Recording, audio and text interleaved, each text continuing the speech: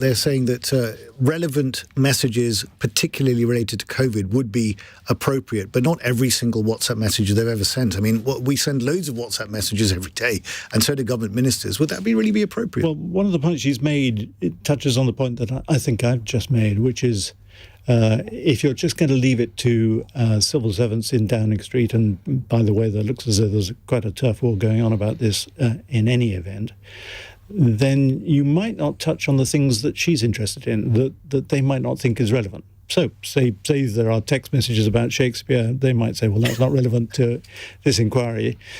She's already made it plain that if she thinks the Prime Minister was distracted by, as it were, Shakespeare, rather than concentrating on COVID, that's something that is relevant. And I think that's probably for her, since she's running the inquiry, to make that judgment.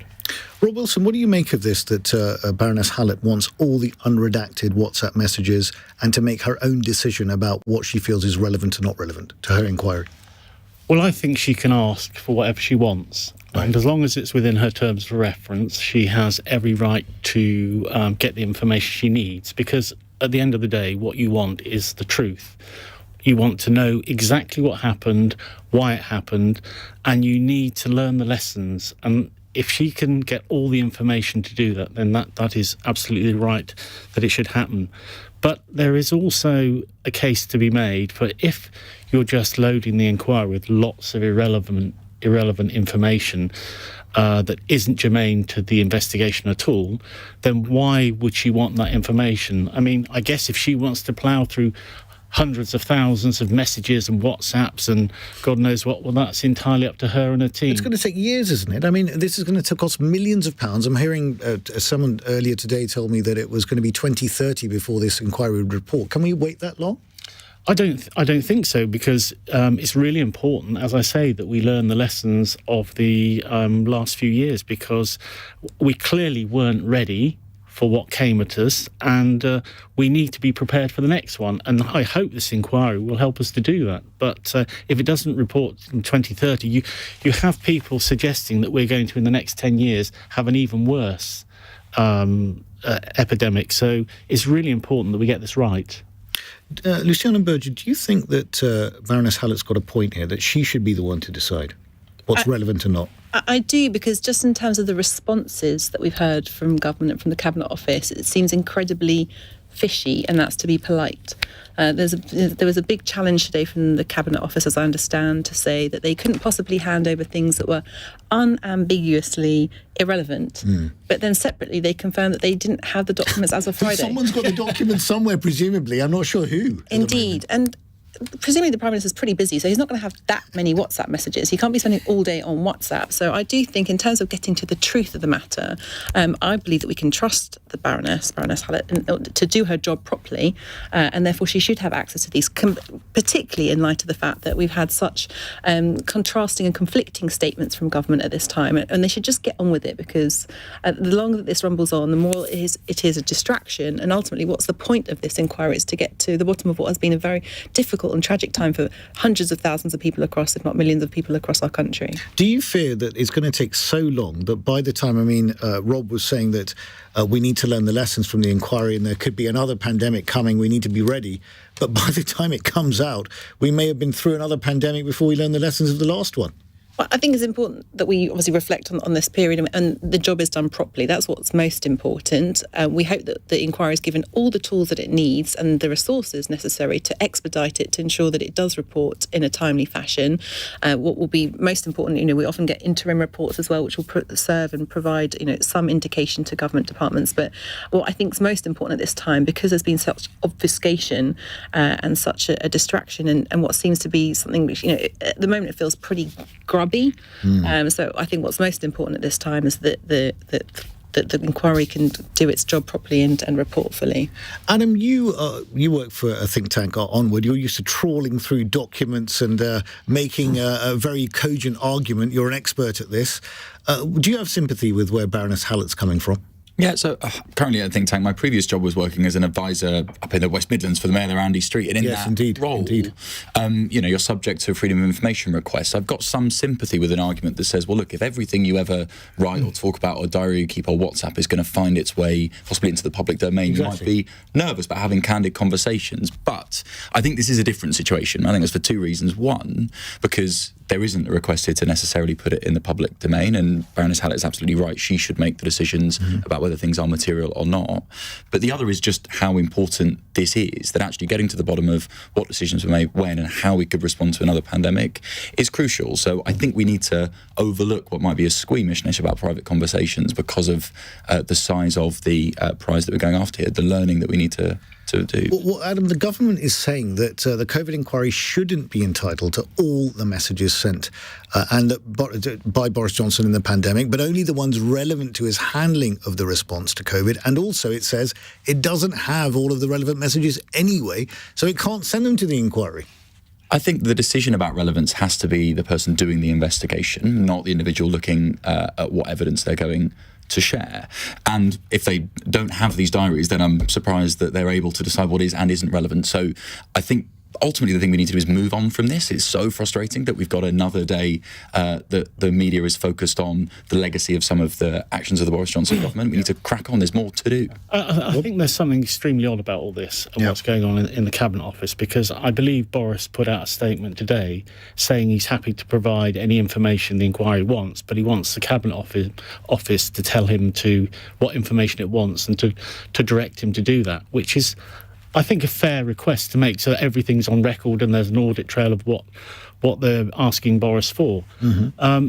There's also this issue of how lawyers that were acting for Boris ended up passing information to the police without any reference to the person they're supposed to be representing. Yes, I mean, that's a bit odd. I really don't understand that, and therefore... Well, they certainly had a legal duty, didn't they, Rob? Well, you would have thought they had a legal duty to their client. It does seem rather strange. I mean, Alan Rusbridger, you've got a bit of experience of dealing with sensitive matters. A text has come in here from Nick in Slough saying, how much privacy should Boris Johnson be entitled to when it comes to his diary? Surely everyone is entitled to at least some. Fair point. I think if you're Prime Minister, your pool of privacy shrinks to a fairly small pool. He's the most important person in the country. He was there at the time of great crisis. I don't think he can expect much privacy, but with a normal person that would be different. I am worried by the legal costs.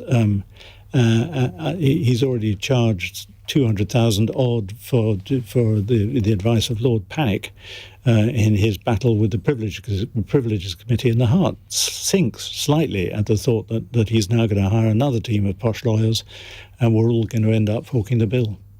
Well, Luciana?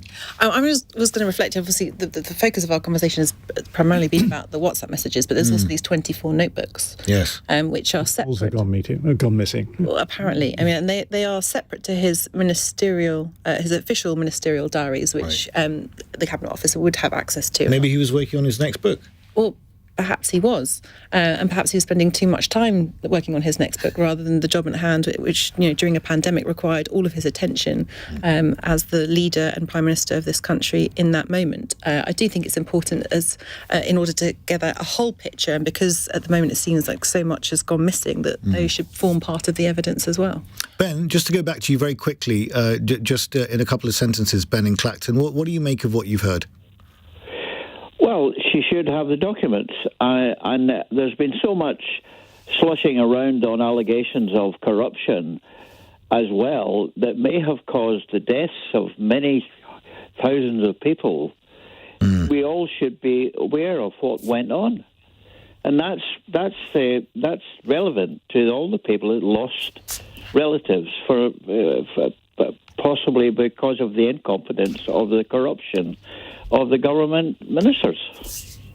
Well, indeed. Look, there has to be a proper inquiry. We need to get to the bottom of exactly what happened, who knew what, when, and what actions were taken and what the justification was.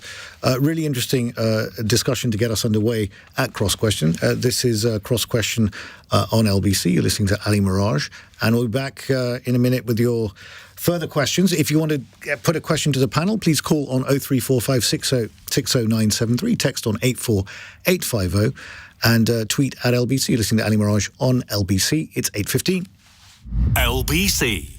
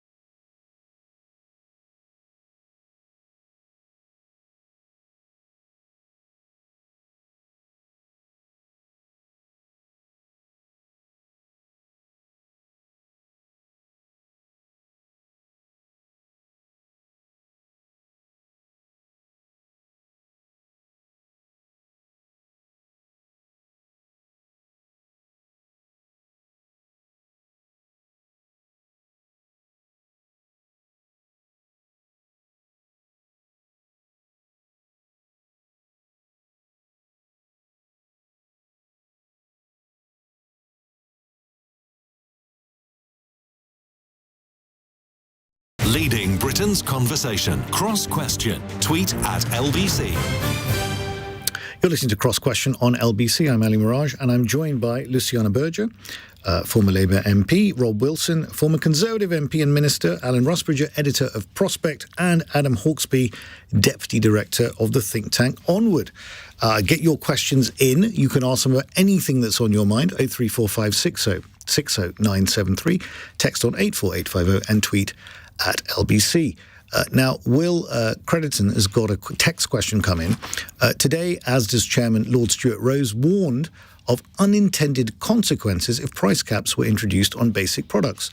Do the panel believe he's right or think this is just scaremongering? Would the panel also agree that we need minimum quotas on the price supermarkets pay for produce to support struggling farmers like me? Luciana Berger, I wanted to come to you first because I just realised when I was looking up before we met this evening that you went to the same school as me. And I never, you're obviously a lot younger than I am, but I never did see you at the girls' school gate, where I spent quite a lot of time. So Too busy studying. Favouritism. What do you make of this? Well, I think that it's, we're in very, very difficult times. And I'm only sorry that we're talking about this as a second item rather than the first item in our conversation, and that the former Prime Minister has diverted us away from talking about this. We are seeing extraordinary levels of food price inflation, just over 19%. If we just look at food and drink alone, the average pint of a price of milk up by 33% over the course of the past year, having a massive detrimental impact on thousands and thousands of families around our country. So absolutely right that we're talking about it. I think it's incumbent on the government of the day to be taking responsibility to contend with this very serious issue.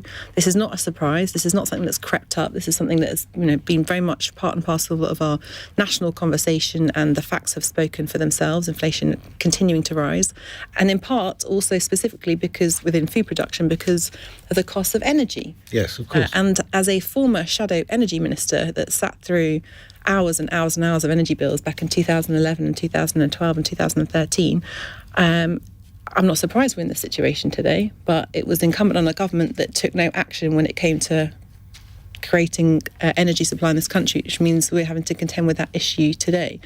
When it comes to your specific question about what the supermarkets are saying, I don't think price controls help. I do think there's lots more that can and should be done. I think it's lazy. Yep. I think the government should be taking a lot more action, more interventionist approach, which it could and should have been doing for years. The fact that we're having to contend with this answer now because it's so serious. And I just saw as I came to the studio this evening that particularly cheese and meat costs look set to increase even further and escalate even higher.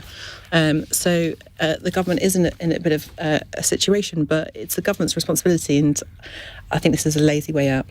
But what do you say to Stuart Rose, the chairman of ASDA, who said that you can't interfere in markets? He's got a point, hasn't he?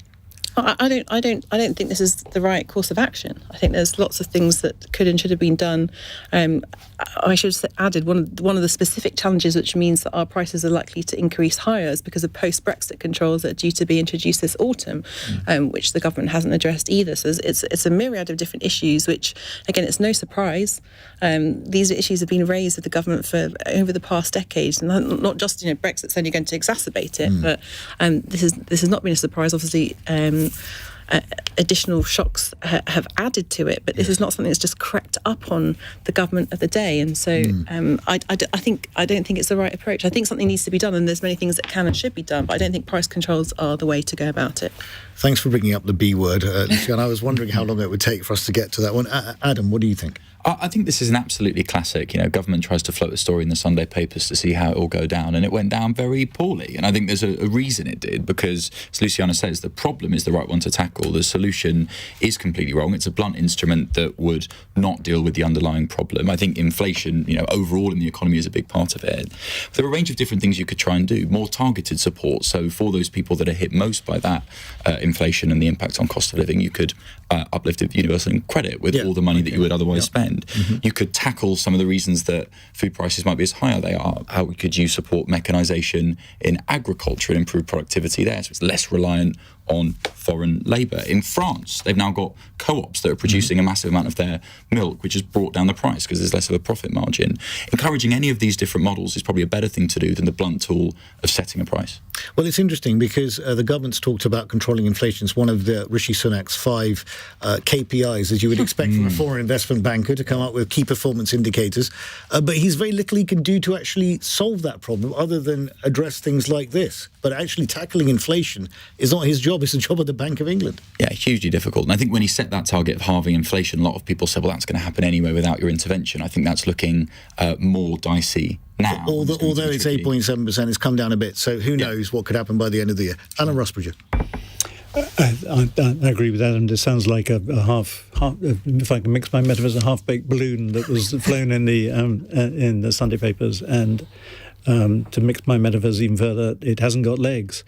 I'm slightly sympathetic to half the questioner's proposal. I mean, I think putting a floor on the quotas for farmers, I think makes more sense than trying to control the prices.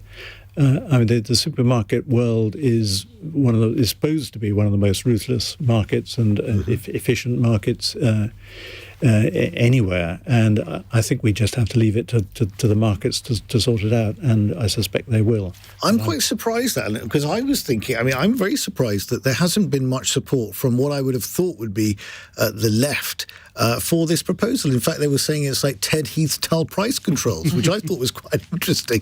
Do you find that interesting? Well, I think it is, but I think it's related to this particular market, and I think it is a ruthless and a highly competitive market, and I can't see what governments can do quickly enough and flexibly enough that the market itself can't do.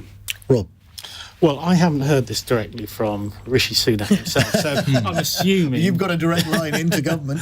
Well, I haven't heard it from him directly, so I'm not sure I'm convinced that this is a serious proposal. A kite's being flown, is it? A kite's being flown. Right. And I'm not sure price caps have ever worked particularly well in a competitive sector, at least. Generally, price caps lead to all sorts of, as Stuart Rose has suggested, unintended consequences. A supermarket, for example, might put up prices elsewhere to cover for the price reductions they're making elsewhere. It may cause shortages, as it did in a number of the Eastern Bloc countries when they tried it. And there's lots of waste and lots of market distortions that result. So I can see why any government would think about it or want to help, because many families are struggling, many families are going through very difficult times. But the supermarkets are extremely competitive. So we have in this country one of the most competitive supermarket operations in the world, I would say, outside of America. So there are better ways in which I think the government can help those struggling families. And I also think that farmers do deserve a better deal. They have struggled for many years, and I think we need, particularly with our need for food security, need to make sure farmers are able to produce food and sell it for profit and make some money, so that we can actually increase the amount of farming that goes on in this country. Well, it's very interesting that you're all talking about the fact that this is it's a competitive market. Normally, when you have price controls or regulation, it's when you've got a monopolistic type of situation. So I must say, it was quite interesting. Luciana, do you think that the government, if it is kite flying, and they haven't really come out and said that this is a firm policy, they were trying to encourage and the things were being discussed, I mean, do you think it's just a complete waste of time? A complete waste of time that they floated the idea? Yes, so they floated this idea because, I mean, they're meant to be capitalist Tories in the first place, and they're trying to interfere in markets. Well, I mean, I don't know how to explain Rishi Sunak's behaviour or his comms team, or why they might have put this, I mean, I think I agree with Adam that it's to see what the response was from what they would have expected to be their supportive quarters, which has not been forthcoming and has not been welcoming of this suggestion. And it's, I listened carefully to the Prime Minister. He wasn't very clear in some of the poll clips that he did earlier today on the specific issue. So we wait and see. But again, it's tackling inflation is one of his KPIs, as you've rightly indicated. Absolutely. Well, let's go to our next question from Laura in Battersea. Good evening, Laura. Good evening, everyone. My question is, with security firm Serco being fined $2.25 million on Friday after custody officer was killed in the cell area of a court, should a company in that situation with a criminal conviction still be entitled to government contracts? Adam. I think that you should be able to take things like that into consideration in assigning a contract. Any process in which you looked at a large company providing those sorts of services, I'm presuming Home Office, Ministry of Justice, you take those things into consideration. I would probably say that many of the organisations that have taken on contracts of that size and scale of complexity will have similar things on their records, and so it'll be up to the department to weigh it up. So yes, you should be able to take it into account, but I imagine these are enormously difficult circumstances, and on occasions when you're delivering at a massive scale, things like this will occur. To provide a bit more context to listeners, Serco has been fined $2.25 million over the death of Lorraine Barwell when she was attacked by a prisoner at Blackfriars Crown Court in 2015. Serco is contracted by the Ministry of Justice to provide security services in court. We see them, but has pleaded guilty to failing to discharge general health and safety and the welfare duty that it's bound by. Humphrey Burke, who killed Miss Barwell, pleaded guilty to manslaughter by diminished responsibility and was given an indefinite hospital order. Rob, what do you make of this? Well, on that particular case, in those circumstances, I think Serco should lose that particular contract. There's no question about that, in my mind.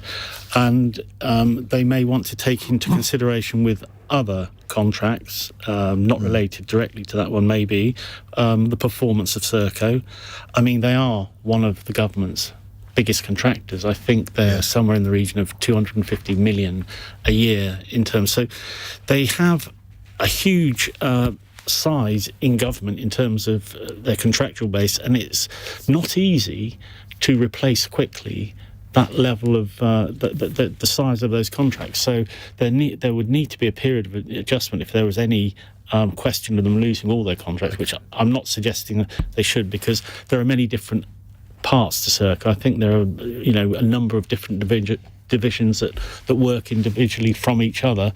So I would think on this case, yes, they should lose the contract, but overall I think, take it into consideration and see how they perform. Well, the Health and Safety Inspectorate has said that Serco drastically failed in their duties to protect both Lorraine Barwell and other staff over a sustained period. It's not common to have a case covering such an extended period, but it appeared that Serco Limited were not learning from their mistakes. Lorraine Barwell and her colleagues were just doing their job and should have been protected from harm. Had Serco carried out their legal duties, these incidents could have been prevented. That is what the Health and Safety Inspectorate says. Luciana, what do you make of this? This is a really horrific case. Yep. And we're talking about someone who's tragically lost their life. We're also having this conversation today when we learn that our prisons are weeks away from being completely full across the UK, and we desperately need people working in our prisons and working in the security services that support our criminal justice system. So I would agree with the point that's been made already, that you can't just remove them totally. Yes. But certainly they should be held to account. It's right that they have been held to account.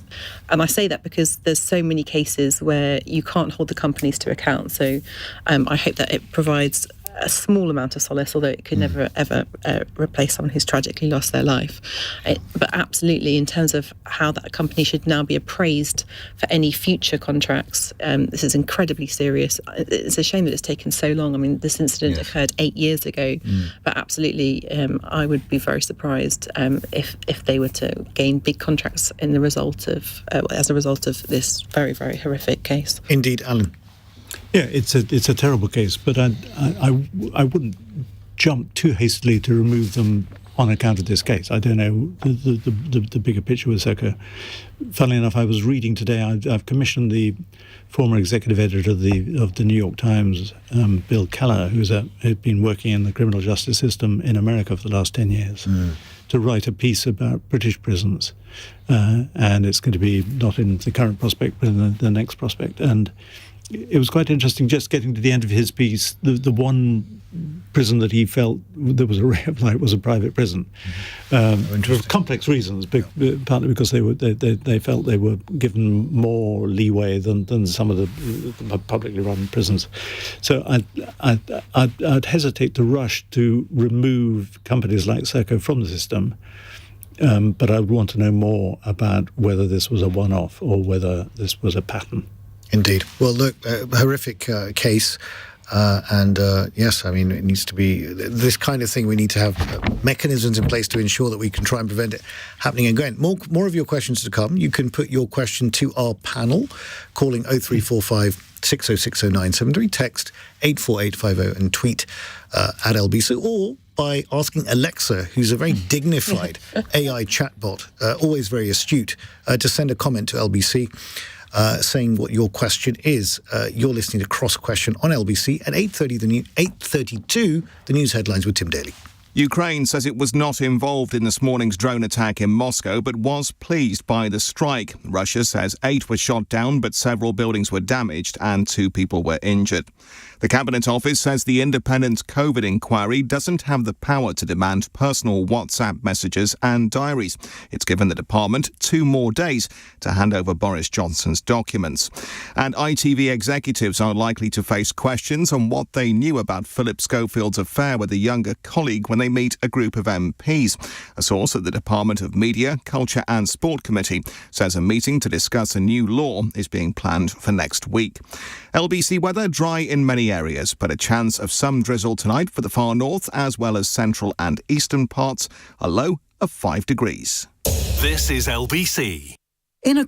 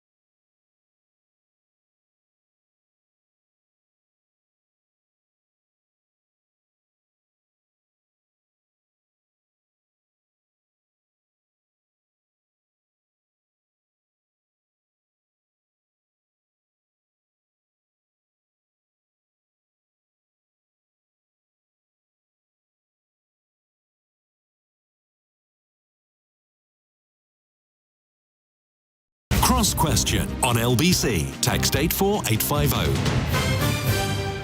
You're listening to Cross Question on LBC. It's 8:35. I'm joined by my panel this evening, Luciana Berger, the former Labour MP, Rob Wilson, former Conservative MP and Minister, Alan Rusbridger, editor of Prospect, and Adam Hawksbee from the think tank Onward. And Adam, you've got a report out today, which I've got here in front of me, Missing Millennials, Why the Conservatives Lost a Generation and How to Win Them Back. Tell me what it is, briefly. So we wanted to understand why young people are moving away from the Conservative Party, and they really are. So 63% of millennials think the Tories deserve to lose the next election. The reason for that, they want housing, they want jobs, they want lower taxes, things they don't think the Tories are delivering. And although they like Rishi Sunak, he's got a 25 percentage point boost on the Conservative brand among people in their 30s, they don't feel they're seeing delivery at the moment. OK. Well, Luciana, are you going to stand as a Labour MP next time? No.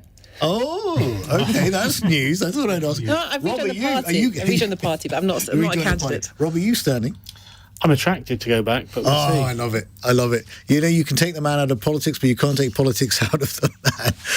Our next question is a text question from Rosalind in Malvern. And by the way, if you want to get your questions in, call 0345 6060 973, text on 84850, tweet at LBC, or ask Alexa to send a message to LBC with your question. So Rosalind in Malvern asks, almost 1 in 10 mortgage deals have been taken off the market in the last week alone.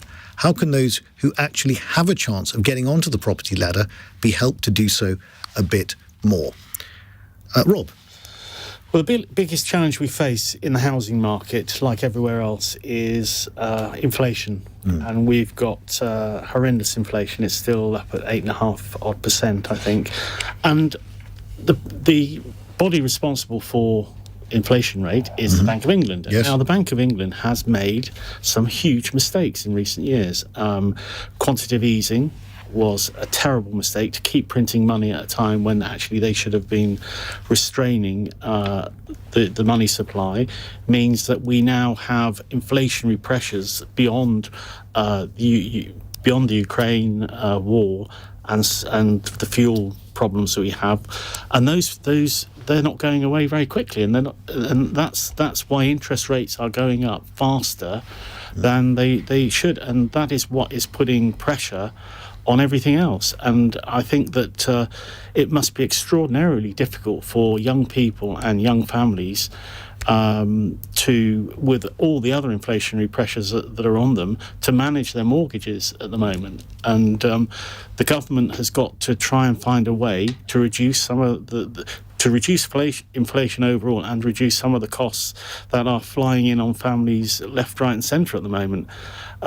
It's not an easy problem to solve, but it's certainly something that the Bank of England must get a grip on. They're supposed to have this target of 2%, and they are certainly not hitting that, and haven't hit it for a very long time, and they really haven't provided the reasons why they haven't. And if I were the government, I would be very angry with the way the governor of the Bank of England has run the bank over the last couple of years. But Rob, look, you've got inflation still at 8.7%. A lot of it's being induced by the fact that there's a war on the eastern flank of Europe, so prices have gone up, energy costs have gone up. So that's part of the problem. Yes, you talk about QE, but there was also a little, shall we call it a sojourn, a 49-day little what can we describe it as? Whatever it was last year. I mean, we're paying the trust premium still on our mortgages, aren't we? Well, this has happened today, this 1 in 10, and this happened at the time Liz Truss was in, and everybody blamed her for that. Now, what is the reason for this happening today? If what's the difference? Well, why is it happening today and also happened a year ago? I mean, the two things must have a common cause, and I believe that is around wider economic things rather than just the things that the Truss government particularly did at that time. Adam? I think the trust premium probably has gone by now, although that's because there's been a really unfortunate period of fiscal tightening. The government have had to spend less than they otherwise would to reassure the markets that they're reliable. But I think most analysts have said that at this point... And huge intervention by the Bank of England. Yeah, absolutely. And that was a period that I would absolutely not want to repeat, where really bad decisions were made. But I think that premium has probably now gone. Yes, there's an access to finance issue. I think Rob is absolutely right. There is also a challenge with the price of housing because of the scarcity of it. Yes. I think that scarcity is for two reasons. One is we are just not building enough homes, that we need to build far more and have a system, both a planning system, a set of developers that are able to build much more quickly in places where there is demand. But it is also a scarcity of access to this good because too many homes are bought up by either domestic or foreign investors in order to be buy-to-let properties and aren't available to first-time buyers. We had a whole discussion about that in the first hour, actually, about that very, very point. Luciana, what do you make of this? Well, I don't agree that the Trust's legacy is over. It wasn't that many months ago, and certainly the impact was devastating and continues to impact around 800,000 families. Well, I can tell you that I was speaking to a lot of investors at the time who were completely risk off the UK because their HQ, wherever they were, Canada or Australia, and big investors into the UK, just didn't want to invest here. They didn't, and they still don't. And that's a particular challenge. I mean, I have the opportunity to meet with businesses every single day, and it's a real issue for us in the UK. And the fact that it happened and it was allowed to happen, and people don't forget. And as I said, there's 800,000 families at least in this country who are paying that premium on their mortgages today and are really, really struggling against also the increase in the cost of living that comes from inflation, food inflation that we just spoke about just a moment ago, energy inflation as well. There are so many things that can and should be done. This is not a new conversation in terms of how we equip and ensure that the next generation has the opportunity to be homeowners in the way that previous generations have enjoyed. Certainly, I don't even know where to begin. There's so many different things that could be introduced and haven't. The fact that the government has taken away the targets for house building or relaxed them is one travesty, because it means that all local areas now don't have an incentive or kind of that focus that they did have before. We've got some of the lowest levels of house building this country has ever seen. So if we're not building the houses in the first place, it means there's obviously a much less pool of supply, and it means the prices are higher. And we know that that's a challenge. The issue around the foreign buy-to-lets and the foreign ownership in this country is a challenge, but it's a challenge in particular areas of this country. It's not particularly London, particularly the capital and the southeast, but it's not an issue that impacts across the country. And it's still, I was previously a member of Parliament in the northwest of England, and that is not an area that's being hit by foreign investment in the same way. But certainly there's a massive challenge to equip and to ensure that our next generation has opportunity. They can't afford it, and certainly I'm as you would expect, but I welcome the proposals that Labour are talking about ensuring that there's a government-backed scheme to help those first-time buyers, to get them to the ladder, to provide them with some assurances, and to back their that opportunity at that first stage.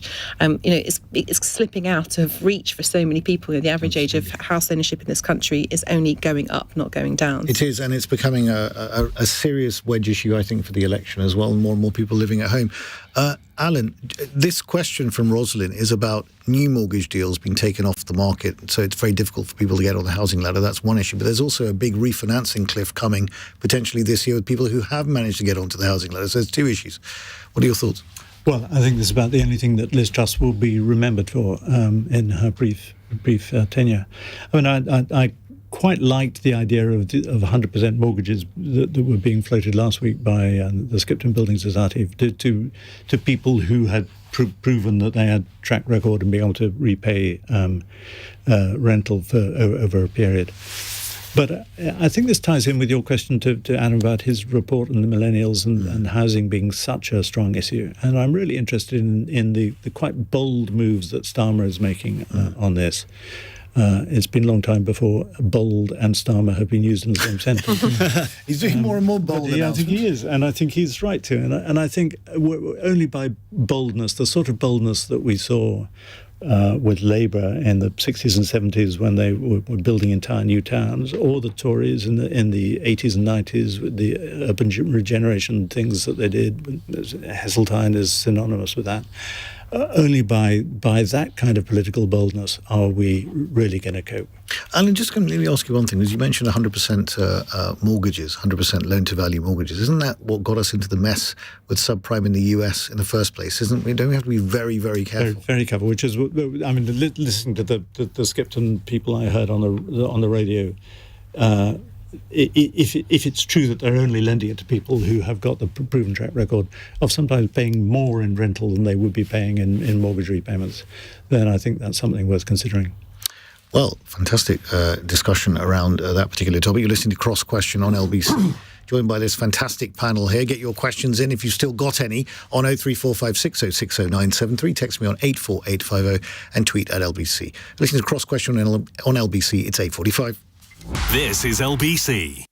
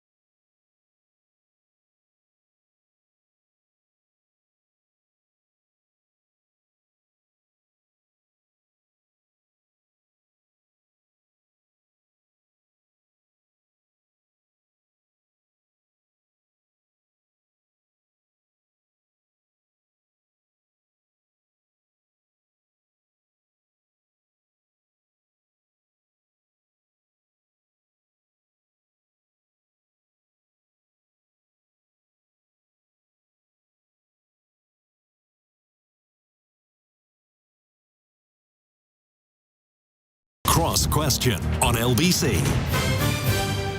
You're listening to Cross Question on LBC. It's 8:48. I'm Ali Miraj, and I'm joined by Luciana Berger, the Labour MP, Rob Wilson, the former Conservative MP, Alan Rusbridger, the editor of Prospect, and Adam Hawksbee from the Onward think tank. And the next question is from Martin in Doncaster. Good evening, Martin. Hello, Ali and panel. Yeah, and the question is net migration is too high, according to the PM himself, and the 40 new hospitals have been delayed. Why should a Tory manifesto pledge be trusted?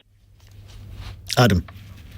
I think there is a real problem here that the Conservatives have, where they've consistently made pledges on immigration and not delivered them, by the PM's own admission. I do think net migration is too high. I think it has been inflated by the fact we've got the Ukraine scheme, the Hong Kong scheme, but nonetheless it is higher than it needs to be. And we need to look at things like how we fund our universities, which currently are too reliant on foreign students, and our reliance on low-wage foreign labour. So I do think we need to bring those figures down, and we need to close the gap between rhetoric and delivery, because it's corrosive to politics when you pledge one thing and another thing occurs.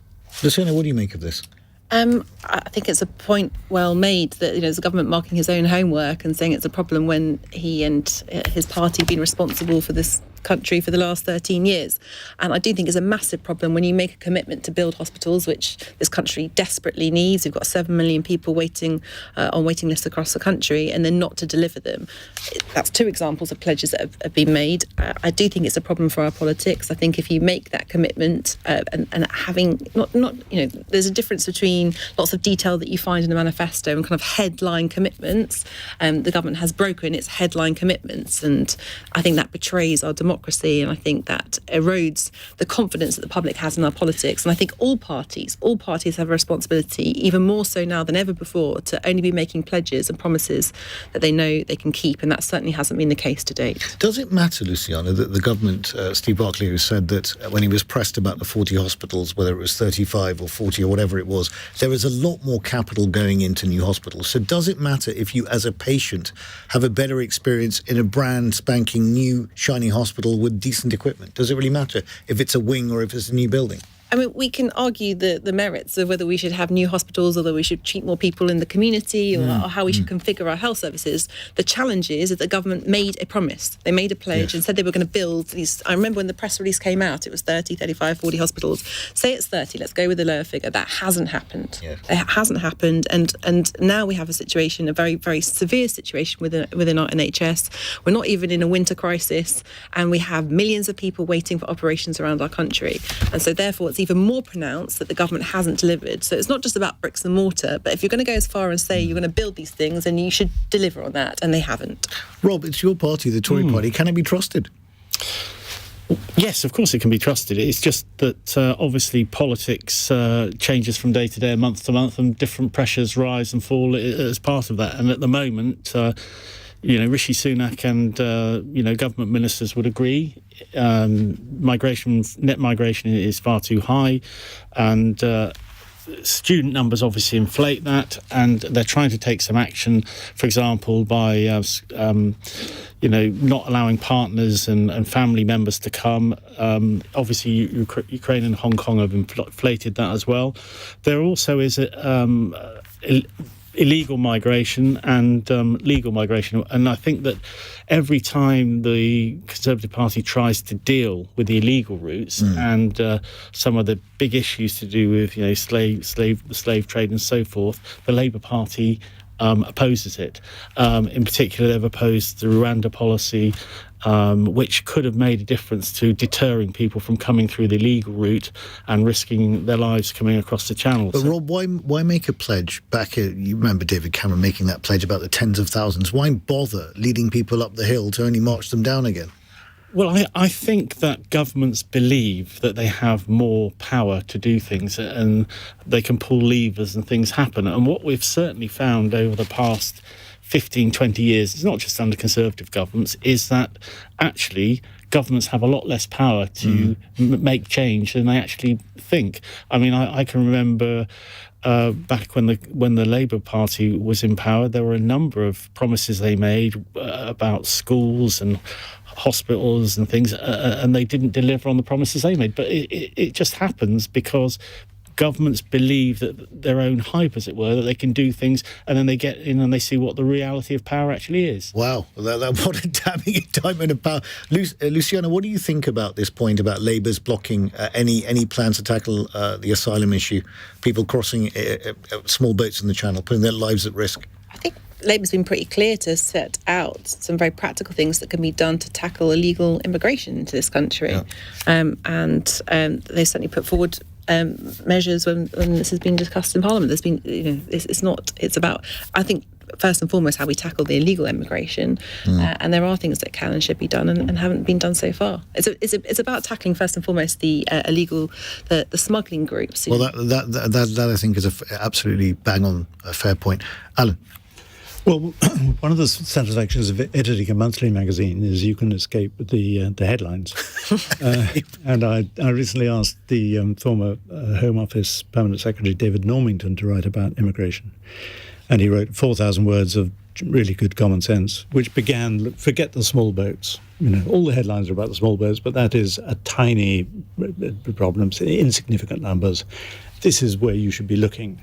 And I just think it's overdue that we have a proper, sensible, informed debate about this that gets away from promises that can't be delivered, from this concentration on small boats, and to sensible policy. Very briefly, Luciana, because I want to get another question. It's just a small point, just to say that what would make a massive difference is if the cases were processed. Exactly. 95% of people that came to this country last year, their immigration cases have not been processed, and that doesn't help anyone. Too many people waiting for far too long. There's a text question coming from Connie in Reading, which is very topical because it says, what does your panel consider to be more important, Kathleen Stock's freedom to speak at the Oxford Union or a protester's right to glue themselves to the floor? There were demonstrations, just for background here, there were demonstrations outside the Oxford Union this evening prior to the appearance of the gender-critical academic Kathleen Stock at a debate within the building. And then during the debate, she was heckled repeatedly whilst one protester glued themselves to the floor. I shouldn't laugh. That person was arrested, but has since been de-arrested again. I don't know what to make of that. Rob?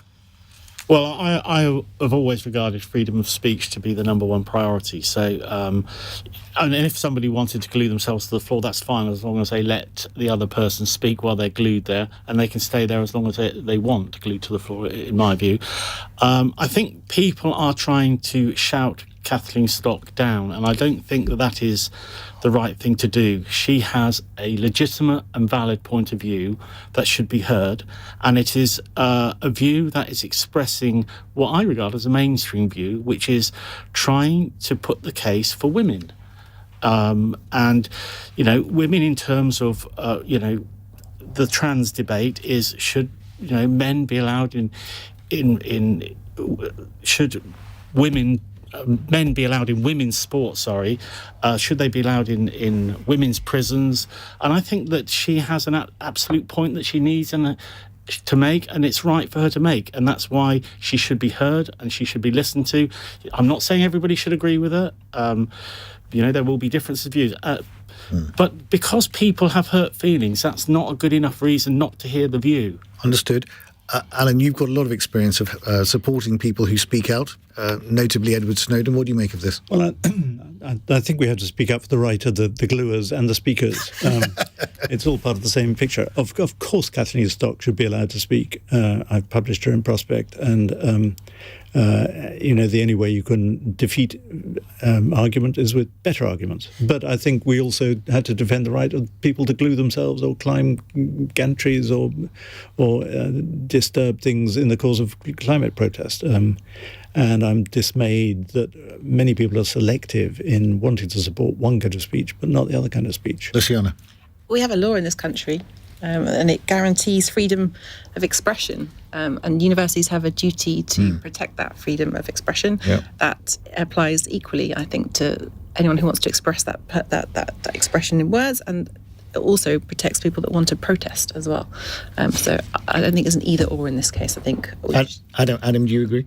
Yeah, I absolutely think that both parties should have the ability to speak, and I worry that this particular debate about women-only spaces is becoming this kind of broader culture war type debate. And actually, there are some extremely specific issues around the provision of healthcare, around prisons, around sport that need to be dealt with calm heads. And so I hope that we can have the conversation, better arguments beat other arguments, so on and so forth, and we get to a better place. Well, I think calm heads prevail. Now, very quickly, the fun question at the end, which we always keep, which always instills fear into the panel. Tom in Harrogate asks, rock band Royal Blood had a tantrum at a music festival at the weekend, moaning that the crowd wasn't very enthusiastic about their performance before eventually storming off stage. Be honest, have you ever had cause to have a public tantrum, even if it wasn't in front of thousands of people? Alan? Well, one of my favourite sayings about editors was by George Bernard Shaw, who said that lighthouse keepers with radios know more about the world than editors. And there's a very true statement, because editors are really boring people. They never go out. And no, I've never had a public meltdown, but that's because I'm a very, very boring person. Luciana? I came close. I was a member of the Health and Social Care Select Committee. Yes, I remember and what's that. prompted me to think about this was our earlier serious conversation about prisons. The Select Committee was doing an inquiry into prison health, and it was my job I had a question of the Minister, and my first question to her, and I won't embarrass her on this channel, but I asked her if she'd ever visited a prison health service. And she hadn't, and I nearly had a meltdown. Well, understandably. Adam? My karaoke song is That's Life by Frank Sinatra. Oh. And I once went along to a karaoke evening, put in my request in my slip and sat there for a good couple of hours until someone else sang it. And I hate to say, I sort of slammed the book closed, drank my drink and then left. It's a shame we don't have more time. I'd get you to do it here. Rob? Well, I don't remember a public one that... What I did do once was on Twitter. I actually a constituent wrote into me on Twitter, and I replied to them to not be a sore loser.